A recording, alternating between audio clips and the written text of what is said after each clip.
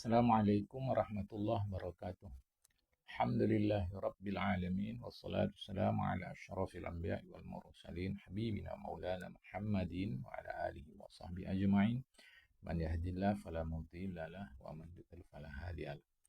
Qala al-musannifu rahimallahu ta'ala wa nafa'ana bi ulumihi fid dharain amin. Tsumma ولعلها لاختصارها مع اشتمالها على ما ذكرناه وجعلها شرط ترجمة على ما في القلب من الإسلام ولم يقبل من أحد الإيمان إلا بها. Dan mudah-mudahan ini bukan artinya semoga, bukan ya, tapi kata-kata mudah-mudahan ini menjelaskan sebuah keyakinan memang begitu. Nah, ya memang begitu. Apa yang memang begitu bahwa kalimat syahadat ini karena bersimpannya. Nah, ini tidak mengerti kita. Karena ringkasnya. Karena ringkasnya. Nah, ya, bersimpan tuh ringkas ini dia ikhtisar. Jadi kalimat syahadat ini memang begitu. Kalimat syahadat ini ringkasnya serta kandungannya. Nah, ini kan terkandungnya serta kandungannya atas barang yang telah kita sebutkan akan dia yang lalu, maka sebab dia ringkas dan padu padat kandungannya, maka menjadikan dia oleh syara, yaitu Allah Ta'ala, sebagai juru bahasa atas barang yang di dalam hati daripada iman. Ringkasnya, kalimat syahadat ini menjadi juru bahasa atas iman yang di dalam hati. Nah, itu ya. Sehingga tiada diterima daripada seorang akan pengakuan iman di dalam hati itu melainkan dengan dia dengan kalimat syahadat itu. Jadi kita tahu iman dia di dalam hati berdasarkan kalimat syahadat itu. Sebab di dalam hati kita tidak tahu apa yang ada. Nah, jadi kalau adalah kalimat syahadat itu dapat diberlakukan hukum-hukum Islam kepada dia. Itu saja.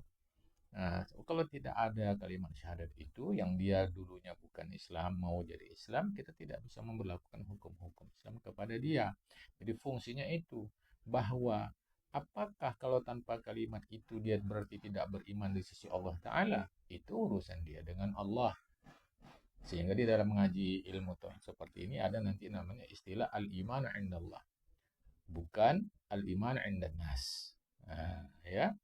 Jadi ya di sisi Allah dia beriman, yakin pada semua, tapi pengucapan tidak ada, maka kita tidak dapat memberlakukan hukum itu. Maka disebutlah di dalam kitab ini bahwa kalimat itu adalah juru bahasa. Artinya memang begitu.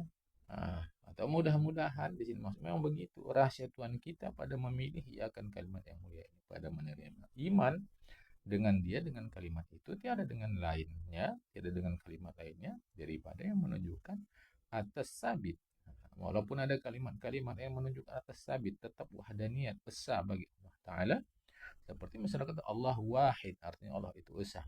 Tapi tidak kalimat Allah wahid yang menjadikan syahadat, yang dijadikan Allah itu syahadat. Tidak. Dan atas sabit pesuruh Rasulnya. Seperti Muhammadur Rasulullah. Tidak itu. Ya. Jadi syahadat tauhid itu tidak Muhammadur Rasulullah, tapi adalah la ilaha illallah. Nah, walaupun kita tahu Allah itu esa sudah, tapi bukan kalimat syahadat itu Allah wahid. Walaupun kita tahu Allah Allah Ta'ala itu menyuruh Rasulullah, tapi syahadat tauhid itu bukan Muhammad Rasulullah. Muhammad Rasulullah itu adalah syahadat Rasul. Karena bahwasanya terkandung atas dua pekerjaan yang besar. Ya, pekerjaan yang pertama sedikit hurufnya dan pekerjaan yang kedua terhimpun atas sekalian makna. Aqaidut tauhid. Maksudnya di dalam kalimat yang ringkas la ilaha illallah itu ada terkandung dua aspek sekaligus. Yang itu besar. Pertama hurufnya sedikit. Dengan sedikitnya huruf ini satu hal yang istimewa kan. Yang kedua makna, pengertian, simpulan iman, akidah di dalamnya itu terhimpun. Nah, jadi perkataan hurufnya sedikit, akaid iman, akidah iman, padu padat di dalamnya. Maka dengan dua unsur itu, mempertimbangkan dua unsur itu, kita meyakini Allah memilih ini sudah hal yang tidak lagi diragukan, hal yang sudah tepat. Dan yang demikian itu setengah daripada barang yang ditentukan, dikhususkan dengan dia akan Rasulullah. Apa maksudnya ini? Bahwasanya pemilihan kosakata dengan huruf yang sedikit, kalimat tapi kandungan maknanya padat, itu adalah keistimewaan Rasulullah. Sehingga perkataan-perkataan Rasulullah itu disebut kalam jami namanya. Perkataan yang padu padat.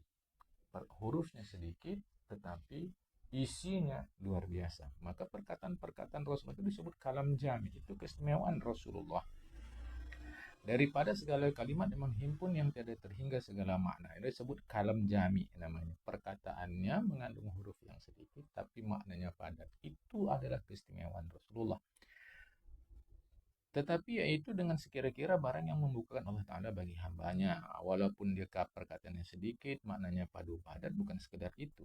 Tetapi dia memberikan atau membukakan pemahaman yang baik bagi manusia melalui Rasulullah. Dan lagi tidak payah menghafazkan dia karena sedikit hurufnya dan tidak diterima daripada seorang akad iman melainkan dengan dia dengan mengucapkan kalimat syahadat yang dua itu. Satu, asyhadu an la ilaha illallah, disebut syahadat tauhid. Kedua, asyhadu anna Muhammadar Rasulullah, syahadat Rasul. Karena bahwasanya apabila ikrar mengakui ia dengan mengakui ia dengan dia, niscaya menyempurnalah ia akan sekalian barang yang disyaratkan pada iman daripada sekalian akidah. Itu ya. Jadi dia ikrar artinya pengucapan. Oh, saya udah iman dalam hati. Nah, tambahlah ikrar pengucapan di mulut. Maka sempurnalah dia sudah pada syarat iman yang sempurna. Nanti akan timbul pertanyaan, kalau dia tidak mengucap kalimat syahadat, kafirkah dia? Dan nas ya kafir, karena kita tidak tahu dia iman atau tidak. Misalnya kalau secara manusia nggak ada KTA-nya, kartu tanda anggotanya. Dia ngaku-ngaku anggota dari satu institusi. Tapi tanda dia sebagai anggota institusi tidak ada. Nah, jadi kita tidak meragukan isi hati. Oh, saya anggota ini segala. Tidak diragukan. Tapi tanda apa? Apa tandanya? Maka tanda itu menjadi penting. Sehingga kalau dia tidak ada tandanya, itu kalimat syahadat, ya di dalam agama kita, kalau dia memang betul-betul beriman, nah kita katakan al-iman indallah. Dia beriman di sisi Allah Ta'ala. Tapi kita tidak dapat memberlakukan hukum-hukum agama Islam kepada dia, karena indanas dia masih kufur. Bagaimana dia di akhirat serah kepada Allah Ta'ala? Allah yang Maha Adil. Kita tidak sampai ke sana, ya. Dan diketahui daripada perkataan ini bahwa ikrar dengan kalimat syahadat itu syarat diperlakukan segala hukum Islam pada orang itu, bukannya dia rukun iman. Ya, iman itu di dalam. Karena iman itu yaitu tasdik, pembenaran pada hati akan barang yang datang dari penghulu kita Nabi Muhammad SAW. Serta mengikut hudan, petunjuk. Inilah pula yang muktamad, yang kuat. Bahwa ada khilafiah, ya. Tidak. Kalau tidak disebut, tidak diikrar dua kalimat syahadat, dia masih kafir, tidak beriman. Kata yang satu pula, walau tidak diikrarkannya, tidak diucapkannya kalimat syahadat, dia masih iman, tapi indallah. Kata yang satu pihak pula. Bagi kita, sebaiknya sikapi ini dengan hati yang lapang. Ya, kata setengah ulama bahwasanya ikrar dengan dua kalimat syahadat itu rukun Islam, tetapi dhaif, tidak pegang. Ini kan sudah disebut tadi. Yang di atas, ikrar itu bukannya rukun iman. Ya, itu hanya untuk memberlakukan hukum Islam. Sedangkan yang kedua pula, dua kalimat syahadat itu rukun Islam. Ini berkemungkinan salah cetak. Ya, rukun iman, bukan rukun Islam. Karena kalau disebut rukun Islam juga sudah disebut di atas. Perhatikan angka 8 ini ya, kita lihat di bawahnya. Katanya rukun Islam, mudah-mudahannya rukun iman. Nah, mudah-mudahan rukun iman. Karena di atas tadi sudah disebutkan. Ya, di sini sudah disebutkan bahwa kalimat syahadat itu syarat diperlakukan hukum Islam pada orang, bukannya rukun iman. Nah, di bawah ada ulama mengatakan dua kalimat syahadat itu rukun Islam. Nah, ini kan jadi seakan-akan bertolak belakang. Maka dijelaskan di sini di hasyiahnya, kata rukun Islam itu mudah-mudahan maksudnya adalah rukun iman. Ya. Nah, jadi ada khilafiah pertama bahwasanya iman itu dalam hati, sedangkan kalimat syahadat itu hanya untuk memberlakukan hukum Islam. Pendapat kedua bahwasanya kalimat syahadat itu masuk rukun iman. Ya. Dan dari karena padanya bersalah-salahlah dua pendapat itu beberapa masalah. Apa masalah? Masalah yang diakibatkan oleh perbedaan pendapat itu, tuntutlah olehmu pada orang yang alim. Nah, carilah guru yang alim, belajarlah pada mereka ya. Faedah ini satu faedah. Bermula iman itu ada kalanya lebih ia dengan sebab lebih taat manusia daripada mengerjakan segala titah Allah dan menjauhkan ia orang dari segala larangannya ya Allah, dan ada kalanya iman itu kurang. Nah, tadi lebih bertambah, ada kalanya kurang menurun ya. Lebih itu bertambah. Dengan sebab kurang taatnya daripada mengerjakan segala larangannya dan menjauhkan titahnya. Nah, ya. Jadi iman itu bertambah sebab dia melakukan kebaikan, menjauhi larangan. Iman berkurang sebab dia melakukan yang dilarang, meninggalkan yang disuruh. Ini menimbulkan persoalan nanti, ya. Perbuatan-perbuatan zahir itu akibat iman atau iman akibat perbuatan-perbuatan zahir itu. Kalau di sini dapat difahami bahwa iman itu diakibatkan perbuatan zahir. Karena tadi disebut iman berkurang, iman lebih sebab lebih pada taat, mengerjakan yang diperintah, menjauhi yang dilarang. Iman kurang sebab kurang pada taat, sebab melakukan yang dilarang, menjauhkan yang diperintah Allah Ta'ala. Jadi iman akibat daripada perbuatan yang zahir.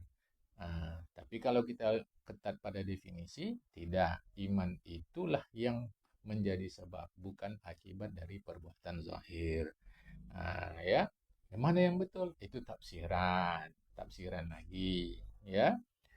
Dari hadis Rasulullah. Nah, ini yang bertambah berkurang iman itu lain daripada iman anbiya, para nabi dan malaikat alaihi wassalam. Adapun anbiya dan malaikat, maka tiada harus haram pada iman mereka kurang. Tetapi pada iman anbiya dan ulama-ulama lebih. Dan pada iman malaikat tiada berlebih, tiada berkurang. Jadi iman nabi dan malaikat tidak boleh kita sebut berkurang. Iman malaikat bertambah, tidak berkurang, tidak. Iman para nabi dan ulama yang dekat betul dengan agama, iman mereka bertambah-tambah terus. Dan dari kanan kata Syekh Abdul Salam dalam kitab Syarah Jauhar yang besar, beliau kutip daripada Syekh Ibn Al-Qayyim, bahwasanya iman itu dengan sekira-kira tempat ia berdiri, artinya iman berdasarkan pada siapa dia berada, maka terbagi atas 3 bagi. Bagian pertama selama-lamanya lebih, artinya naik terus, tak pernah berkurang, tiada kurang, yaitu iman sekalian para nabi alaihi wassalam, anbiya. Iman para anbiya, para nabi itu lebih terus naik terus, ya. Kemudian dan bahagian yang kedua tiada lebih tiada kurang, yaitu iman sekalian malaikat alaihi wassalam. Dan bahagian yang ketiga ada kalanya lebih dengan lebih taat dan ada kalanya kurang dengan kurang taat, seperti mengerjakan ia pekerjaan maksiat. Itu faedah pertama selesai, ya. Faedah kedua, faedah tunsanya itu, ini faedah yang kedua. Bermula iman itu satu, tiada bersuku-suku tempatnya pada hati. Nah, iman itu satu tek, tidak berbagi-bagi dia. Dan cahayanya itu perasaan anggota tubuh, hingga bahwasanya apabila terkurang anggotanya daripadanya, maka bersegera kembali cahaya itu kepada hati.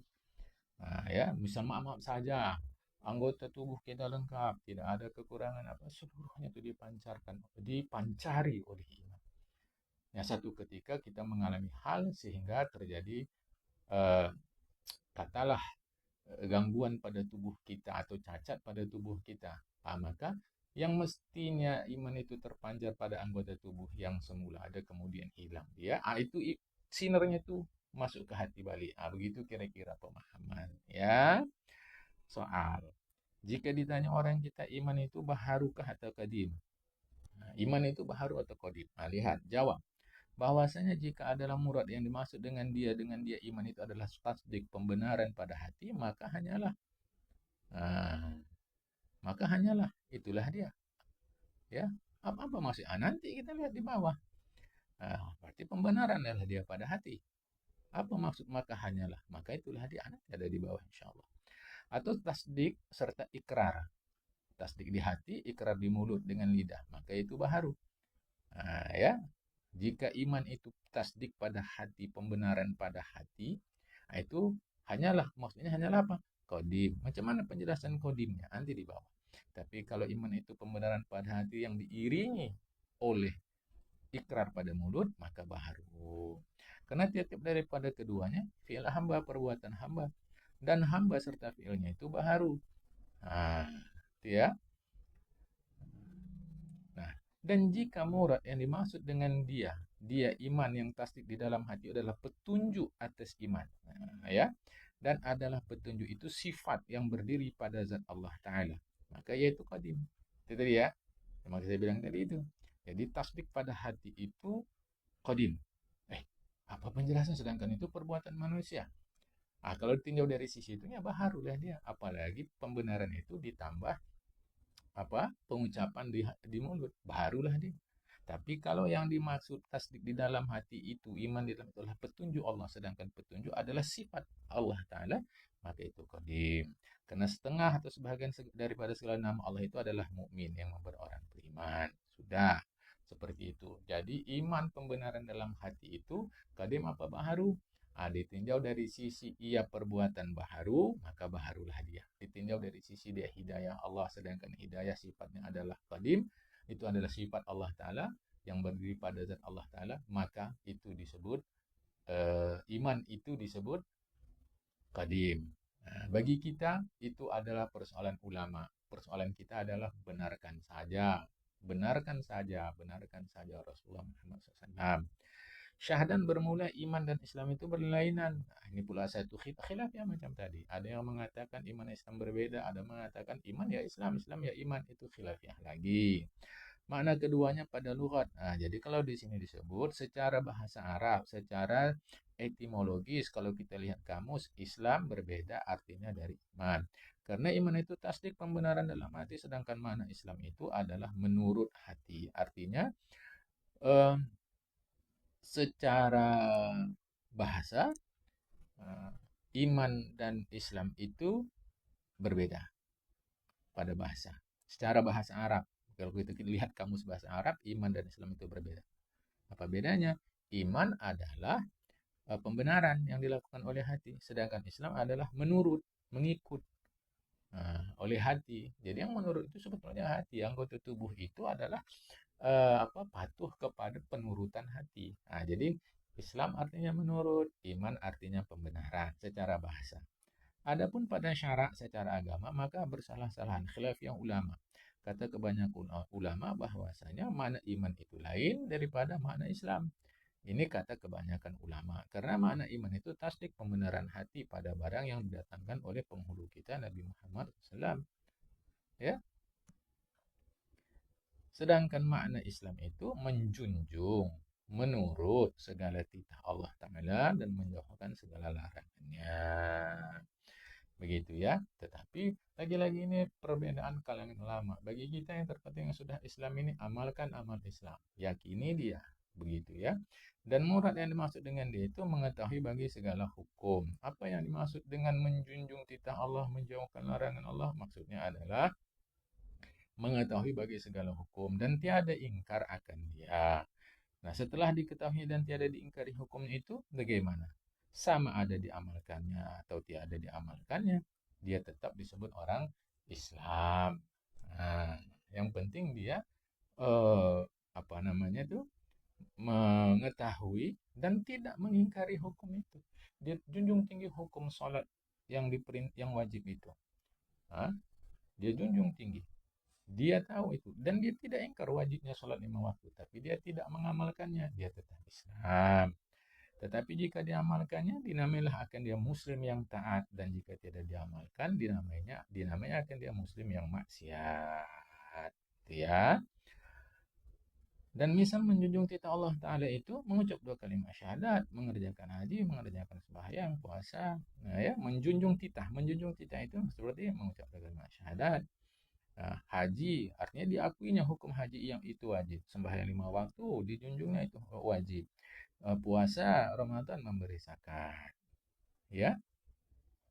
Misal menjauhkan larangan itu ya jangan dikerjakan segala yang maksiat seperti membunuh orang, berzina, mencuri, minum arak, merampas harta orang, makan harta anak yatim lainnya lah.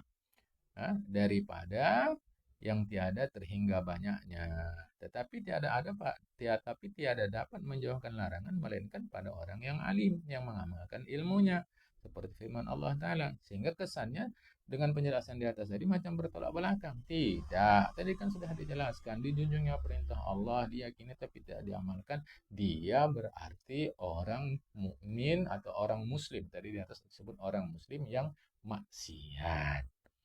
Nah, di bawah kenapa disebutkan tiada tahu larangan Allah melainkan orang alim? Maksudnya orang alim tentulah tahu lebih sempurna daripada orang yang maksiat tadi. Seperti firman Allah Ta'ala berikut ini. Surat Fatir. Ya, surat Fatir, surat 35 ayat 28. Bismillahirrahmanirrahim. Innama yakhsyallaha min ibadihil ulama. Hanya saja yang takut akan Allah daripada hambanya yang alim. Maksudnya yang alim di sini tentulah yang alim yang mengamalkan ilmunya. Ya.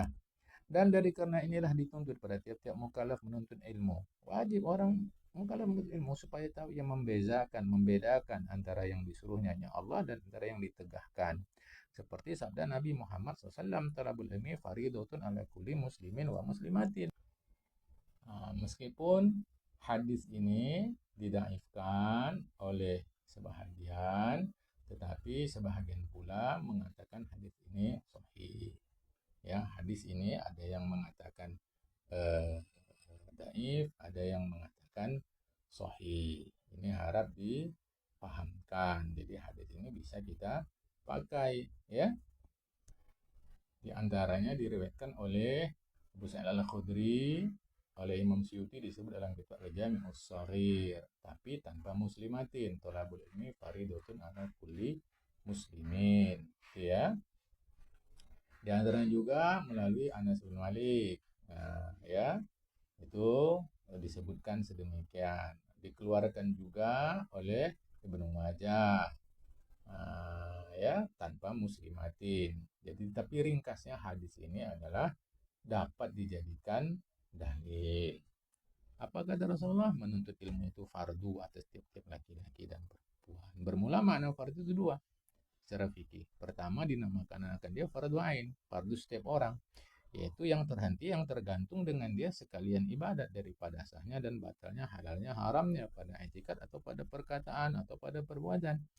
Ya, itu fardu ain. Ada lagi namanya fardu kifayah yang kedua, yaitu yang lebih daripada terhenti ibadah dan sampai kepada martabat fatwa. Nah, ini namanya fardu kifayah. Ya, ini harap difahamkan. Jadi fardu ain itu pada hal-hal yang tertentu dia, kalau fardu kifayah dia sampai kepada martabat fatwa. Agak memusingkan bagi kita seperti ini. Ringkasnya fardu ain itu pada setiap orang dia mesti ada. Fardu kifayah itu tanggung jawab sebahagian orang. Nah, seperti martabat fatwa kan tidak semua kita punya kemampuan memberi fatwa.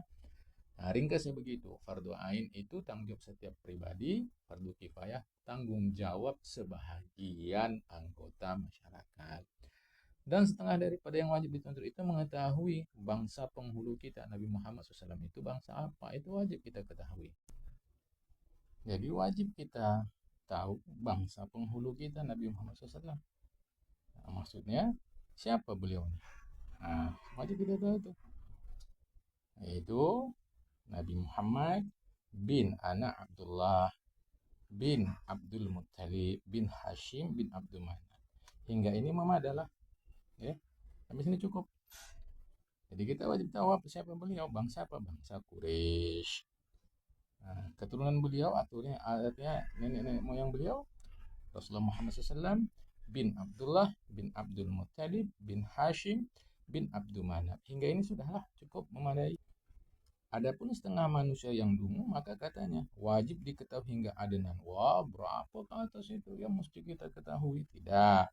Maka kalau sampai kepada adenan, yaitu memberati dirinya dan memberati akan orang yang lain. Jadi kita hanya sampai ke Abdul Manaf.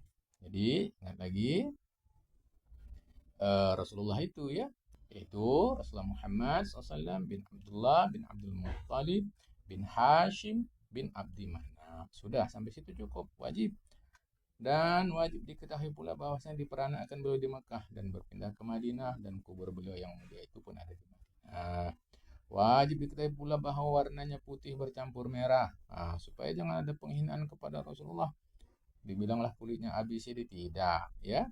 Dan wajib pula diketahui bahwa bahwasanya sekalian sahabat Nabi Muhammad SAW itu adil semua. Ini keyakinan Ahlussunnah wal Jamaah. Karena sahabata kullahum adul, bahwa sahabat Nabi itu semuanya adil. Bahwa ada hal-hal tertentu yang terasa aneh, tanya kepada ulama, mengapa sahabat begini begini begini. Tanya, ya. Kita merujuk kepada para ahli. Dan jika engkau dengar atau engkau lihat pada kitab daripada yang tidak patut hak mereka itu para sahabat seperti berperang dan lainnya, maka tanggungkan olehmu, artinya pahamkan olehmu kepada kebajikan atau kepada yang benar. Artinya berpikirnya positif. Jangan nanti dipahamkan berperang adalah kebajikan. Bukan itu maksud penulis ini. Karena ini kan kita Arab, Melayu cara bahasa kuno dulu. Maksudnya pikirkah yang positif. Tapi jika tiada engkau ketahui akan tanggungannya itu apa maksudnya itu, maka tanyalah olehmu akan orang alim. Wallahu a'lam. Baik. Seterusnya, fa'alal aqid an yuksira min dzikriha mustahdiran lima tawad alaihi min aqaidil iman hatta yamtaziha ma'naha bilahmi wa damhi. Fa innahu yaralah min al-asrari wa ajaib insyaallah ta'ala ma la yadkhulu tahta khasun bil taufiq la rabba ghairuh. Maka sesungguhnya atas orang yang mempunyai akal, orang yang berakal itu membanyakkanlah daripada kalimat zikir itu. Menyebut artinya berzikir, memperbanyak berzikir. Sama ada zikir di mulut atau diingat maknanya betul-betul kalimat la ilaha illallah Muhammad Rasulullah itu. Hal keadaan dia waktu mengingat menzikirkan kalimat itu menghadirkan di hatinya dengan hatinya. Apa yang dihadirkan? Maka barang yang meliput, maksudnya apa yang dihadirkan? Yang dihadirkan itu adalah maka barang meliputi atasnya daripada akad iman. Nah, ini gaya bahasa kitab Melayu, ya. Yang dihadirkan apa? Apa saja yang diliputi oleh kedua kalimat itu dalam kaitannya dengan akidah yang sudah diterangkan di atas, ya. Hingga menyatu bercampurlah maknanya itu menyatu menjadi satu dalam bahasa kiasan makna yang terkandung di dalam kalimat Allah Muhammad Rasulullah SAW itu menyatulah dia bercampur dengan daging seorang tadi dan darah. Ini bahasa kiasan, ya. Maka bahwasanya dilihatkanlah oleh Allah baginya nanti daripada beberapa rahasia dan beberapa keajaiban insya Allah. Akan barang yang tidak masuk di bawah kehinggaan. Artinya tak mampu kita membatasi berapa banyak rahasia Allah Ta'ala berikan kalau serius kita. Dan dengan Allah Ta'ala beroleh taufik. Tiada Tuhan yang lain daripada Allah melainkan Allah Ta'ala juga. Artinya, apabila adalah sekadar kalimat yang mulia itu daripada sebesar-besar pekerjaan yang besar, seyogianya atas orang yang mempunyai akal yang berkehendak akan kemenangan dengan barang yang tidak diperoleh, ya, dikaifiatkannya daripada nikmat. Artinya yang tidak diperoleh kemenangan, ya. Macam mana pun dikaifiatkan nikmat daripada Allah Ta'ala, tak akan kita memperoleh kemenangan kecuali betul-betul beriman kepada Allah. Nah, maka pada orang yang demikian bahwa membanyakkanlah daripada menyebut kalimat yang mulia ini pada tiap-tiap waktu dan atas segala kelakuan. Maksudnya keadaan, hal berdiri, duduk, tidur, berjalan, kelakuan maksudnya keadaan. Ringkas kata zikirkan, ya. Dan makna bercampur makna. Apa artinya bercampur makna yang terkandung dalam kalimat itu dengan daging dan darahnya? Nah, makna bercampur maknanya, makna kalimat itu bercampur dengan daging dan darah. Itu artinya galib menyebut dengan di atas lidahnya. Artinya terbiasa dia menyebutnya. Nah, ini di antara pemaknaannya. Terbiasa dia. Galib itu artinya menang. Artinya penyebutan itu menjadi menang bagi diri dia sehingga kalah tak menyebut. Nah, kalau bahasa kita, jadi terbiasa dia menyebutnya. Nah, ya. Maka tiada dipersungguhkan melainkan dengan dia. Itu maksudnya galib. Artinya dikuasai dia oleh kalimat itu sehingga cakap apa-apapun yang keluar itu. Cakap apa-apapun yang keluar itu. Karena apa? Sudah menyatu dengan pikiran dia, ya. Dan galib maknanya atas hatinya. Nah, artinya sudah menang makna itu di dalam hati dia. Hingga tiada lemah lidah daripada menyebut dia, tiada lalai hati daripada mengingat makna itu. Apa pula makna asrar rahasia ajaib keajaiban tadi? Makna asrar itu barang yang menerangkan Allah Ta'ala dengan dia akan batin daripada pengetahuan dan daripada sifat kepujian.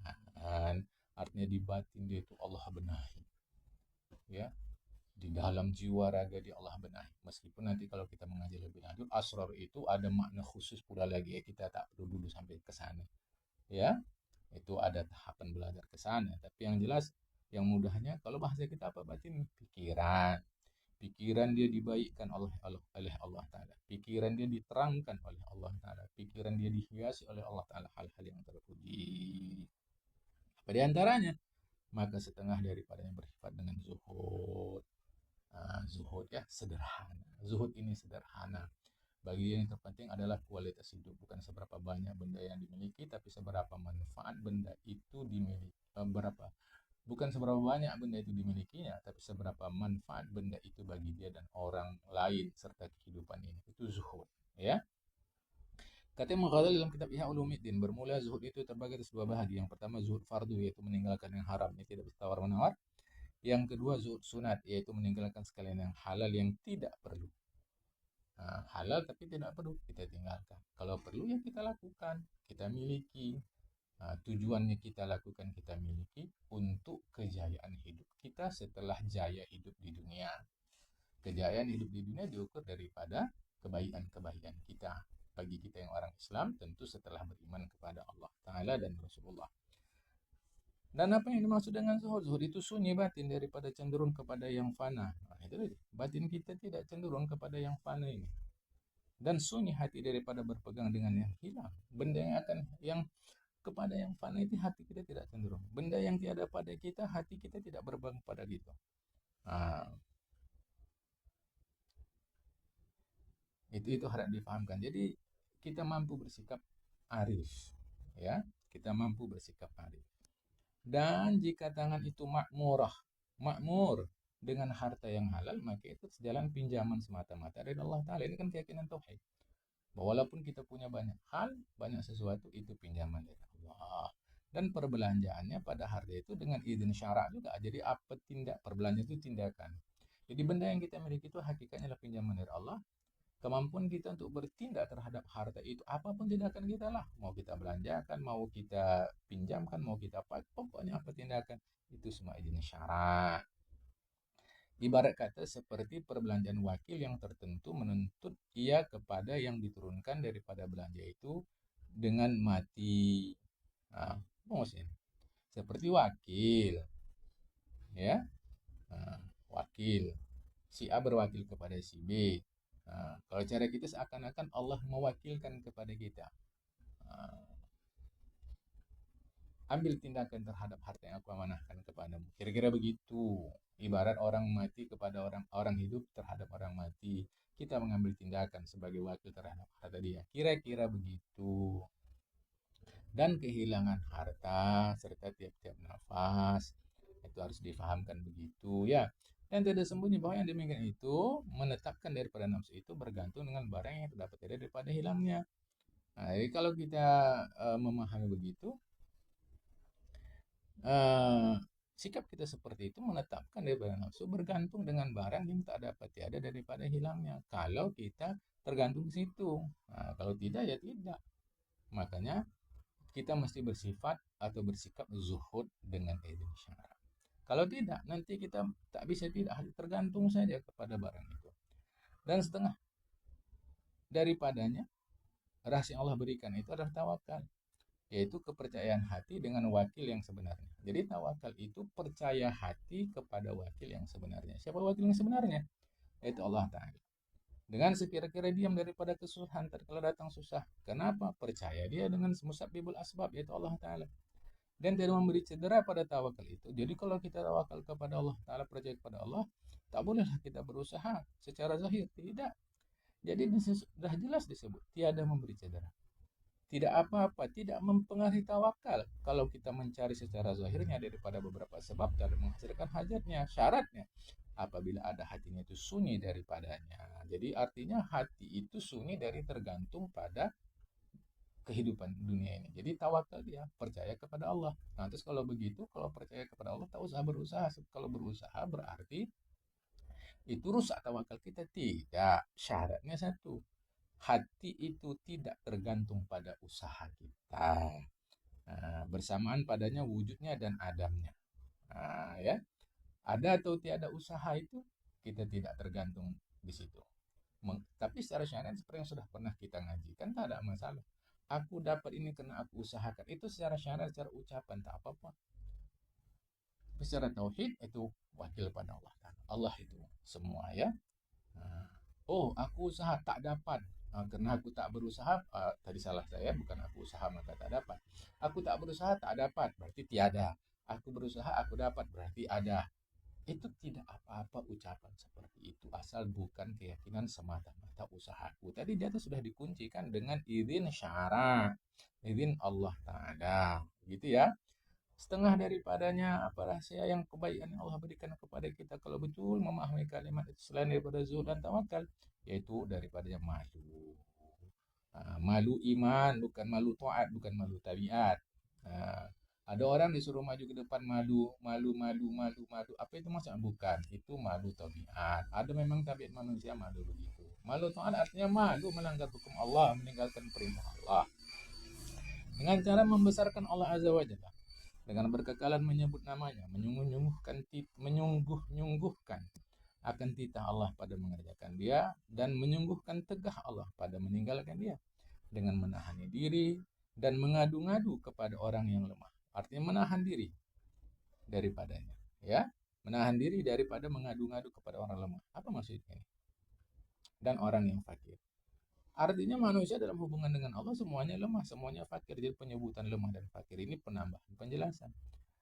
Nah, jadi malu kita terhadap Allah Ta'ala di antara wujudnya tahan diri dari mengadu kepada orang. Kalau gitu nggak boleh kita melapor sama orang. Bukan. Maksudnya mengadu kepada orang, mengapa Allah buat aku begini. Jadi seakan-akan kita murka kepada Allah ngadunya sama orang. Nah, tapi kalau kita mau mencari jalan keluar, solusi, apa yang harus kita lakukan kalau kita tidak memberitahukan apa masalah kita? Jadi mengeluh dalam pengertian tidak setuju terhadap ketetapan Allah itu terlarang. Tapi mengeluh dalam pengertian menyampaikan keluhan kita kepada orang supaya dia membantu jalan keluar, kepada Allah supaya Allah menguatkan kita, jadi dua pihak, itu tidak masalah. Yang jadi masalah mengeluh dalam pengertian murka kepada Allah. Contoh, kita dihilang kereta kita. Kenapa kau hilangkannya Allah? Tak boleh. Kalau maksud kalimat kenapa itu murka kepada Allah. Tapi kalau maksud kenapa ini, apalah hikmahnya ya Allah kau hilangkan. Nah, boleh, tak ada masalah. Jadi tergantung konteks juga, ya. Dan setengah daripadanya kelebihan yang Allah berikan itu apa? Rina, kekayaan hati, yaitu kaya hati dengan sejahteranya daripada fitnah segala sebab. Maka jangan dikata pada hukum itu dengan jikalau. Maksudnya Rasul pernah bilang, jangan pakai lau-lau. Cobalah kalau gini nggak kayak gitu, kalau gitu. Jangan. Nah, itu semua kehendak Allah. Tapi sebagai orang yang berakal sehat, kita memakai kalau itu lagi-lagi bukan untuk tidak ridho pada ketetapan Allah, tapi untuk mencari iktibar. Kalau begini tadi kan tidak begitu jadinya. Nah, itu maksudnya. Tapi kalau di sini maksudnya adalah ketidakridhoan itu dilarang. Rasulullah langsung sebut jangan pakai lau lau lau lau lau. Nah, itu nanti orang bisa tidak ridho kepada Allah. Tapi mas kalau lau lau lau lau kalau itu dalam rangka mengambil pelajaran, mencari jalan keluar, itu tidak ada masalah. Dan tidak pula dengan kata mudah-mudahan. Maksudnya mudah-mudahan coba kalau tak kayak gini. Kan jadi kayak gitu. Coba kalau itu maksudnya ya. Karena diketahui bahwasanya hukum itu datang daripada Allah Ta'ala. Saya pada menjadikannya. Nah, itu maksudnya. Apalagi yang dianugerahkan Allah. Setengah daripadanya adalah fakir. Fakir. Fakrun. Nah, kalau bahasa kita fakir. Yaitu, apa fakir? Berikutnya fakir. Apa fakir? Yaitu melontar dengan hati daripada dunia karena memeliharakan ia. Ya, dan membanyak ia bagi memutuskan dengan bahwasannya hajatnya itu bukannya pada menuntut bukan pada sesuatu daripadanya. Nah ini apa fakir? Fakir itu lontarkan dunia dari hati. Seperti kita mencampakkan lontar itu mencampakkan. Nah, di atas ini ada melontar dengan hati ini merentapkan dia, merentapkan dari hati dunia tadi. Sebab memelihara hati. Nah, dan membanyakkan ia hati bagi memutuskan dengan bahwasanya hajat itu bukannya sesuatu daripada dunia ini. Jadi kita tak butuh sama dunia ini kecuali hanya kepada Allah. Nah, ini kan tauhid. Padahal kan hari ini kita jaga, kita ada keperluan primer, sandang, pangan, papan, kita butuh ini. Itu secara syariatnya, secara zahirnya tidak salah. Tapi hakikatnya semua kepada Allah Ta'ala. Dan diam lidah daripadanya, jangan sekali-sekali memuji dan mencela. Nah, kan? Hebatlah dunia ini, kata kita. Itu tak boleh secara tauhid, karena nanti berbahaya, bisa menumbuhkan rasa cinta kita kepada dunia. Tapi secara syariat boleh kita puji, dan hukum memuji ada dalam agama. Karena itu yang lagi berkali-kali kita pernah sampaikan, jalan syirik antara zahir dan batin. Kata setengah hukama, bermula dunia itu belakang dan akhirat itu di hadapan. Maka ajib, heranlah kita bagi orang yang menghidupkan yang di belakang dan membelakangkan yang di hadapannya. Ini menghadap nih ya. Kata sebagian ulama, dunia itu di belakang, akhirat itu di depan, di hadapan. Ajib, heran kita bagi orang yang menghadapkan yang di belakang dan membelakangkan yang di hadapan. Tapi jangan salah paham, keselamatan kita di dunia bergantung kebaikan kita keselamatan kita di akhirat bergantung kebaikan kita di dunia. Jadi maksud dibelakangkan ini, jangan sangkut hati kepada dunia karena akan kita tinggalkan. Dan setengah daripadanya merendahkan dirinya dengan barang yang tiada mencelakan oleh syarak. Rendahkan hati, itu maksudnya. Rendahkan pada apa? Pada kebenaran. Yang dicela oleh syarak, kemaksiatan. Rendahkan hati pada maksiat. Tidak, itu tak boleh. Setengah daripada menjauhkan diri daripada menyebut sesuatu kan makhluk dengan kebajikan kepadanya. Jikalau berdiri kebajikan, atau jikalau berdiri kebajikan. Maksudnya apa ini? Oh, maksudnya ini menjauhkan diri dari bangkit-bangkit.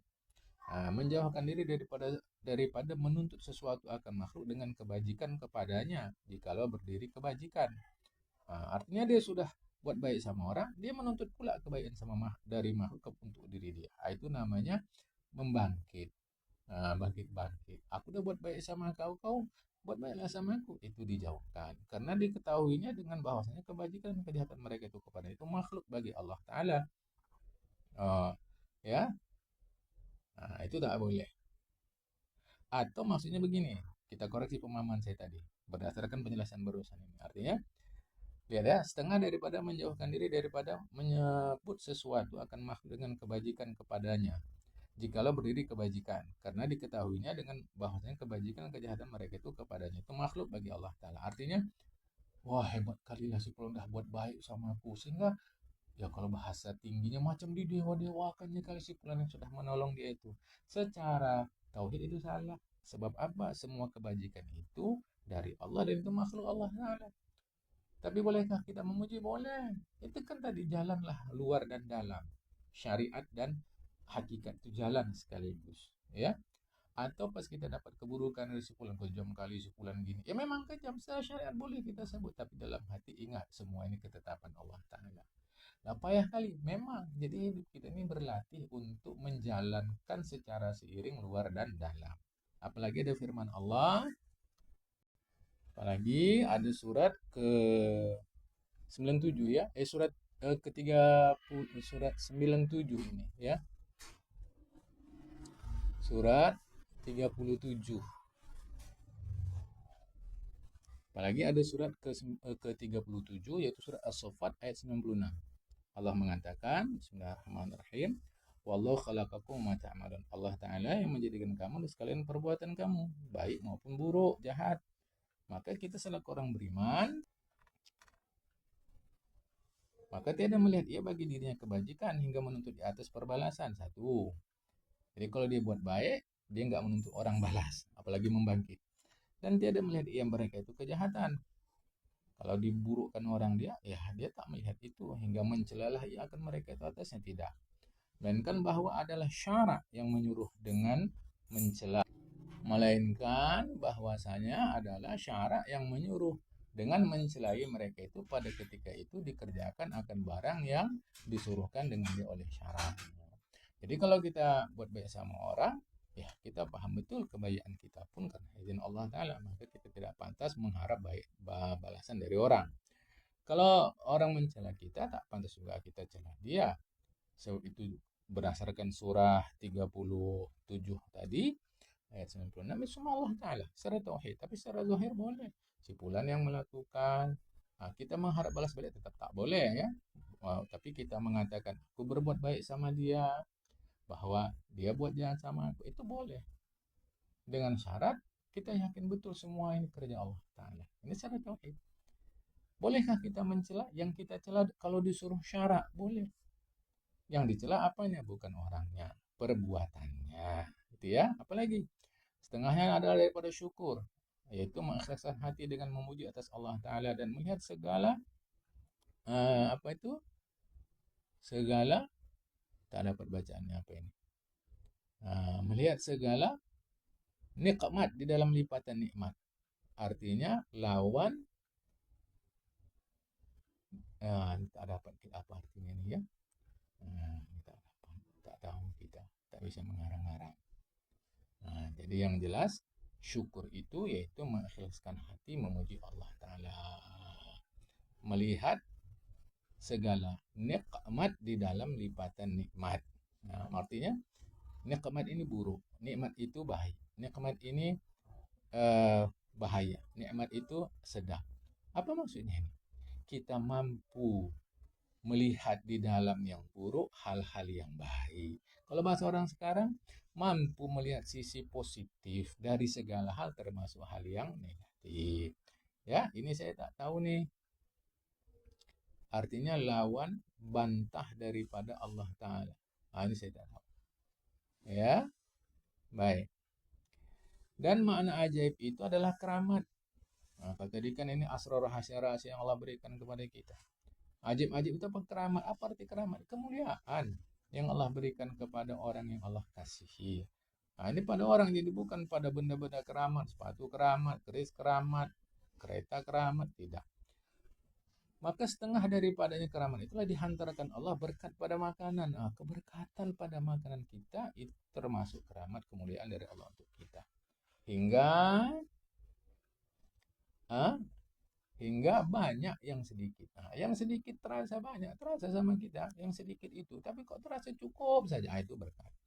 Dan memadai pula, udah dia cukup memadai sama itu ya. Dan ini kebanyakan dilihat bagi aulia Allah. Bahkan kita yang bukan aulia Allah pun dikasih Allah itu kok sih rasa cukup saja. Ya. Dan setengah daripadanya kemudahan pada dinar dan dirham. Apa maksudnya? Mudah kita dalam urusan uang dan lain daripada keduanya lah. Apa maksud mudah pada dinar dirham? Bisa maksudnya mudah kita dapat duit, bisa pula maksudnya tak banyak perlu kita, dengan duit yang sedikit itu cukup. Itu maksudnya mudah pada dinar dirham. Bahkan terkadang duit kita tak ada, tapi entah melalui apa dan jalan bagaimana tercukupi. Itu maksudnya mudah dinar dan dirham. Dan nukul daripada Syekh Abu Abdullah An-Nadwi, bahwasanya berkehendak ia akan kain. Ini cerita. Dan bagi pakaian anaknya dan istrinya. Dan adalah anaknya banyak. Dan membeli ia sekerat potong kain. Dan dibuatnya kain itu. Dan dibawanya kain itu kepada orang yang menjahit. Maka diberinya ujung kain itu kepada orang penjahit. Dan dipegangnya di bawah satu ujung orang menjahit itu.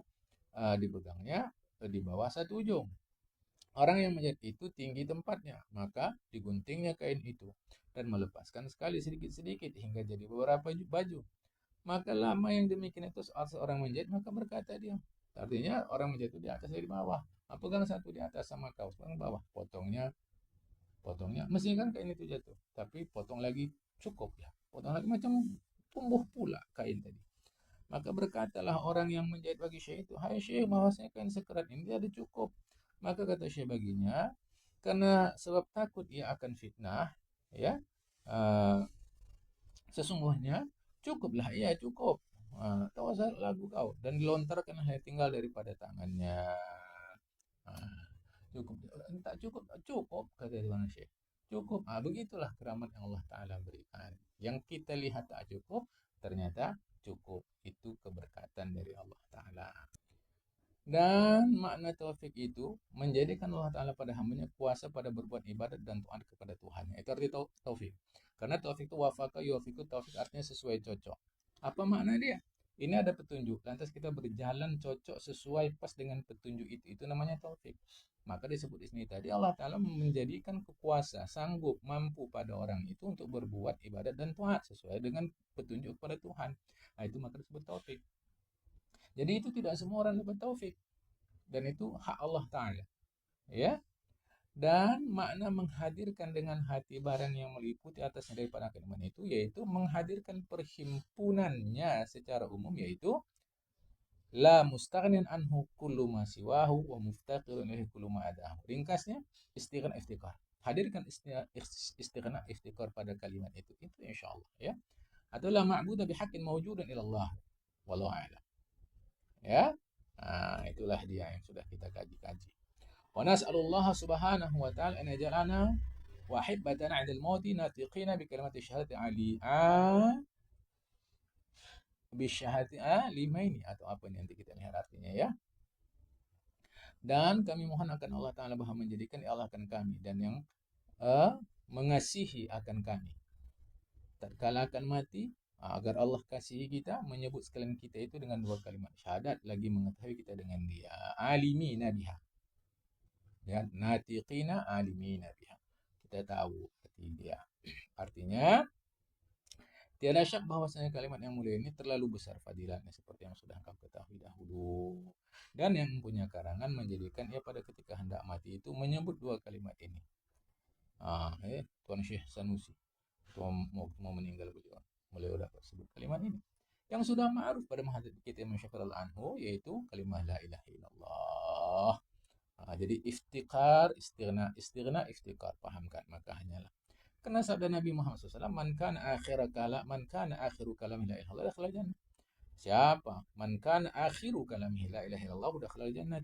Siapa saja, barang siapa ada kesudahan perkataannya itu la ilaha illallah, masuklah dia ke dalam surga. Apa yang dimaksud dengan kesudahan atau akhir hayat itu apa maksudnya? Dan murad dengan kesudahan itu ya tiada berkata ya kemudian daripada sudah katanya la ilaha illallah itu. Makanya ulama membimbing kita, kalau orang sudah mengucap sekali kalimat la ilaha illallah, udah sekali aja, tak usah diulang-ulang lagi, cukup sekali. Dan setelah itu usahakan tak ada kata-kata yang lain. Itu diantara pemahaman para ulama. Dan jika kalau dikatakan Muhammad Rasulullah, saya diulang la ilaha illallah sampai gak ada fatwa begitu. Jadi kalau la ilaha illallah Muhammad Rasulullah, ulang lagi sampai kalimat la ilaha illallah itu saja. Dan makna masuk surga itu apa? Yaitu masuk surga ya serta sekalian orang-orang yang beroleh kemenangan. Karena sekalian mukmin masuk surga sama ada menyebut la ilaha illallah kala matinya atau tiada. Jadi orang mukmin sejati walau dia waktu mati tidak menunjukkan Allah, masuk surga. Tetapi mati dengan sebaik-baik mati itu yaitu dengan mengucap kalimat la ilaha illallah. Bermula perkataan ini beroleh dihimpunkan dengan perkataan yang punya karangan seperti bahwa menyebut ya dahulu la ilaha Muhammad Rasulullah, kemudian maka menyebut dia la ilaha illallah wallahu a'lam. Artinya apa? La ilaha illallah, sebutnya lagi Muhammad Rasul, sambungnya, tutup lagi dengan kalimat la ilaha illallah.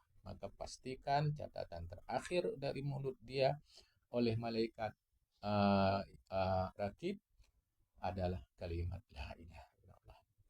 Wa sallallahu alaihi wasallam Muhammad wa ala alihi wa sahbihi wasallam. Ada ma dzakarahu dzakirun wa ghafal an dzikr.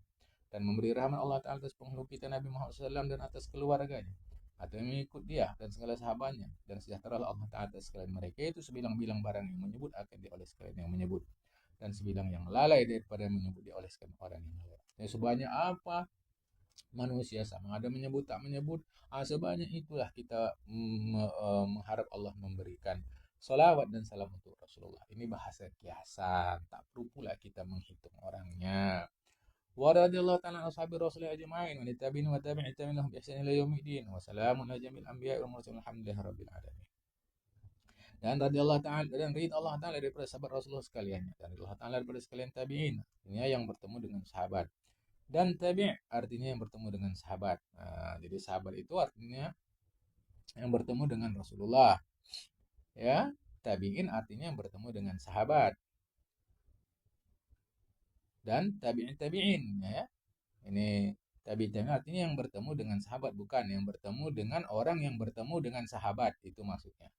Jadi kalau sahabat yang bertemu dengan Rasulullah, tabi'in yang bertemu dengan sahabat, ini tabi'in kan dua nih ya. Sahabat, tabi'in. Jadi sahabat yang bertemu dengan Rasulullah, beriman tentunya, mati dalam keadaan beriman. Tabi'in yang bertemu dengan sahabat beriman dengan Rasulullah dan mati dalam keadaan beriman. Tabi'in artinya bertemu dengan orang yang bertemu dengan sahabat. Ini maksudnya ya. Ini ada yang kurang. Ya, ini ada yang kurang. Jadi sahabat yang bertemu dan beriman mati dalam bertemu Rasulullah mati dan beriman dalam agama Islam. Tabi'in yang bertemu dengan sahabat beriman dan kepada Rasulullah dan mati dalam Islam. Tabi'in artinya yang bertemu dengan orang yang bertemu dengan sahabat. Nah, artinya orang yang bertemu dengan tabi'in beriman kepada Rasulullah dan mati dalam keadaan Islam. Kalau di kita sebut tabi'in atau tabi'in. Kalau yang betul tentu tabi'un dan tabi'un. Bagi sekalian mereka itu dengan kebajikan hingga hari kiamat dan sejahtera atas sekalian nabi, sekalian mursalin dan segala puji bagi Allah Tuhan seluruh sekalian. Khatimah penutup. Ketahuilah alim hayat talib yang terbeda pada sekalian agama yaitu agama Islam yang dengan dialah beroleh berpatutan khatam. Khatam artinya khatimah, penutupan hidup kita mudah-mudahan ke Islam. Dan atasnya berpeganglah dengan Darussalam yang di dalamnya berkekalan atas dawam itu kekal. Dan selamat daripada azab dan intikam. Intikam itu azab sama. Dan hasillah maksud dan maram kita. Maram itu maksud sama. Pohon akan Allah Ta'ala segala nikmat dengan kurnianya dengan Islam. Bahwa memasukkan Allah Ta'ala akan kita Darussalam, yaitu surga. Tempat yang damai. Wabillahi taufiqu wa subhanallahu wa ni'mal wakilu wa la hawla wa la quwwata illa billahil azim. Wa sallallahu ala khairi khalqi Muhammadin sayyidil awwalin wal akhirin wa ala alihi wa tahirin wa sahbihi ajma'in. Alhamdulillahi rabbil alamin. Dan tamat kitab, arti tamat kitab, tamat selesai kitab ini daripada karangan di negeri Mekah yang musyarrafah.